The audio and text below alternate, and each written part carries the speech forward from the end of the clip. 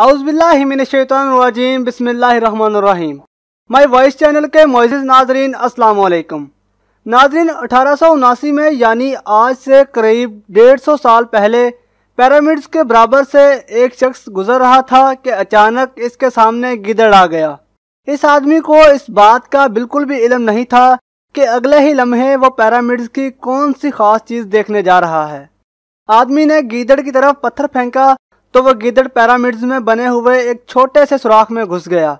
ये मंजर देखते ही इस आदमी से रहा नहीं गया, क्योंकि अब वो पिरामिड्स में बने इस सुराख के अंदर देखना चाहता था। अंदर दाखिल होते ही आदमी ने खुद को पिरामिड्स के अंदर बने एक सीक्रेट चैम्बर में पाया, जिसकी दीवारों पर अजीबोगरीब लिखाई में कुछ लिखा हुआ था।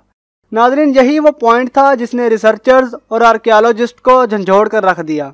यही वो दिन था जब दुनिया को मालूम पड़ा कि पिरामिड्स के अंदर कुछ सीक्रेट चैम्बर्स भी मौजूद हैं जिन पर आजकल रिसर्च चल रही है। इस वीडियो के पार्ट 1 में हमने देखा कि कैसे 4500 साल पहले मिस्रियों ने बगैर कंपास के न सिर्फ पिरामिड्स की हर एक साइड को डायरेक्शन दी, बल्कि बगैर लेज़र लेवलर्स के ज़मीन को परफेक्ट लेवल भी किया। ना सिर्फ इतना, बल्कि हमने ये भी जाना कि इन्होंने कैसे बगैर मॉडर्न टेक्निक्स के 50 टन वजनी पत्थरों को स्क्वायर शेप भी दी और इनको बिना किसी क्रेन की मदद से पिरामिड्स के टॉप तक भी पहुंचाया। ये तमाम चीज़ें जानने के बाद रिसर्चर्स परेशान थे कि पिरामिड्स को बनाने का मकसद क्या था। और नाजरीन, रोबोट कैमरा ने जब पिरामिड के अंदर पत्थर की स्लैब में सुराख किया तो इसके अंदर वो कौन सा मंजर देखा गया जो पिछले 4500 सालों से किसी ने भी नहीं देखा था। ये सब आप जान सकेंगे वीडियो के इस पार्ट में, तो आइए शुरू करते हैं। नाज़रीन, the great pyramid of Giza जो तमाम पिरामिड्स के मुकाबले में सबसे ऊंचा और चौड़ा पिरामिड है, इसके अंदर अभी तक 2 हिडन चैम्बर्स तलाश किए जा चुके हैं। एक को किंग्स चैम्बर और दूसरे को क्वीन चैम्बर्स का नाम दिया गया है। जब पहली बार किंग्स चैम्बर के अंदर रिसर्चर्स की टीम गई तो इन्होंने इसके अंदर एक ऐसी चीज़ देखी जो बिल्कुल भी एक्सपेक्टेड नहीं थी। जी हाँ, इनको वहाँ 4500 साल पुराना ग्रेनाइट से बना हुआ एक ऐसा ताबूत मिला जो अंदर से खाली था। लेकिन हैरान करने वाली चीज़ ताबूत का मिलना नहीं था, बल्कि एक्सपर्ट्स ये देखकर हैरान रह गए कि इस चैम्बर में अंदर आने का रास्ता सिर्फ ये छोटा सा सुराख है जिसमें से इंसान भी बड़ी मुश्किल से आ सकता है। तो आखिर 1 पीस ग्रेनाइट का ताबूत अंदर कैसे आया? कई सालों की रिसर्च के बाद ये नतीजा निकाला गया कि किंग्स चैम्बर को पहले अंदर से बनाना शुरू किया गया और उसी वक्त ये ताबूत रखा गया। उसके बाद चैम्बर को सील करके सिर्फ ये छोटा सा सुराख छोड़ दिया गया। नाज़रीन, 4500 साल पहले वो कौन लोग थे जिन्होंने पिरामिड्स बनाने का इतना मुश्किल तरीन चैलेंज कंप्लीट किया था? ये एक ऐसा सवाल था जिसके बारे में कई मुख्तलिफ थ्योरीज गर्दिश करती रही हैं। किसी ने बोला कि ये मुश्किल तरीन काम मिस्रियों के गुलामों से करवाया जाता था, खुद मिस्री नहीं करते थे। इन गुलामों से जोर ज़बरदस्ती इतना वजन उठवाया जाता था और पत्थर तोड़वाए जाते थे।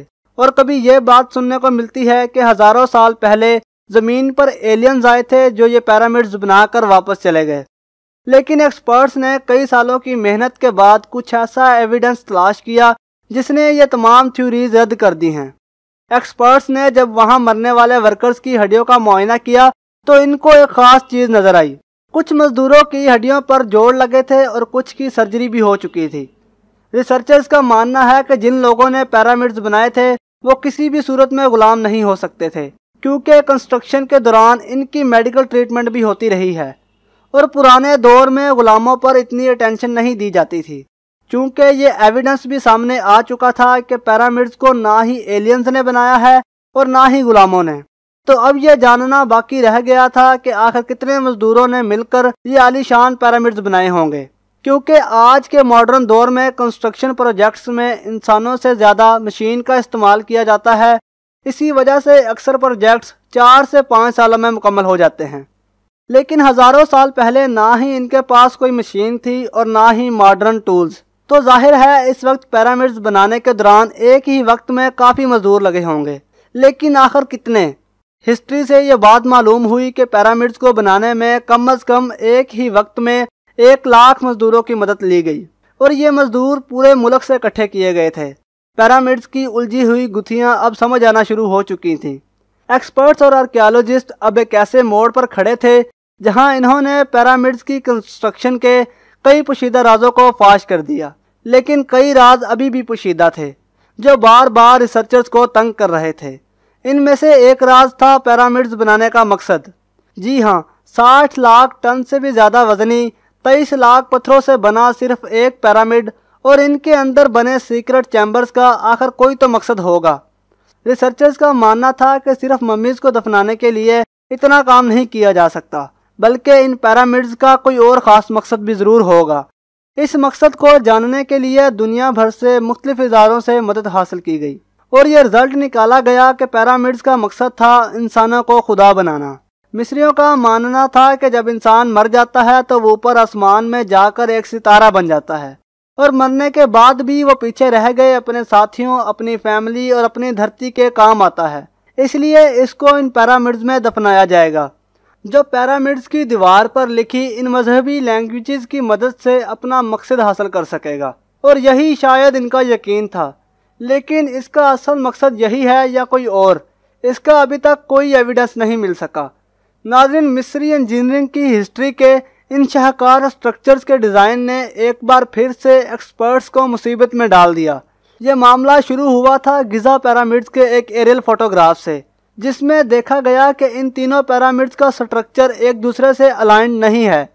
یہ معلوم نہیں ہو پا رہا تھا کہ جن لوگوں نے 4500 سال پہلے انچ بائی انچ لیول کر کے اتنی صفائی سے پیرامڈز بنائے، انہوں نے ان تینوں پیرامڈز کو ایک دوسرے سے الائن کیوں نہیں کیا؟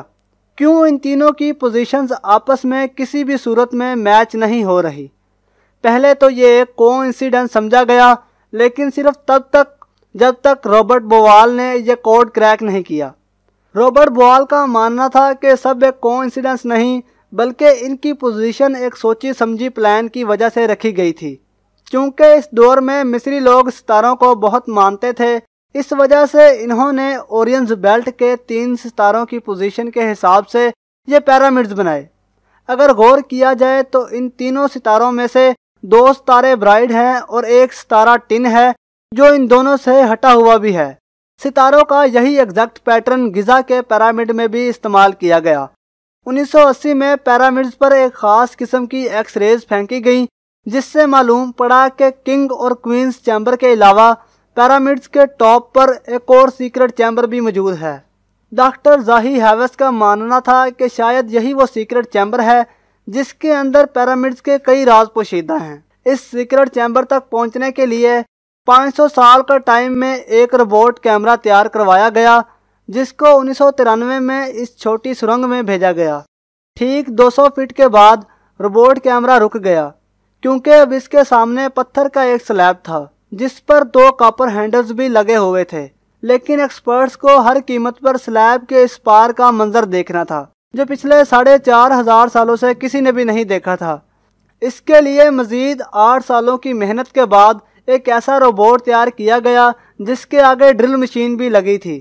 2001 میں اس روبوٹ نے لائم سٹون سے بنے اس سلیب میں باریک چھید کر دیا، اتنا باریک کہ ایک کیمرہ اس میں اندر جا سکے۔ جب کیمرہ نے اس چھید کے اندر دیکھا تو اس کے اندر ایک اور پتھر کا سلیب موجود تھا، لیکن جب کیمرہ کا اینگل زمین کی طرف کیا گیا تو کچھ ایسا نظر آیا جس نے سب کے رونگٹے کھڑے کر دیے۔ زمین پر لال رنگ سے کچھ الفابیٹس لکھے ہوئے تھے۔ یہ الفابیٹس اس چھوٹے راستے کو سیل کرتے وقت 4500 سال پہلے لکھے گئے تھے۔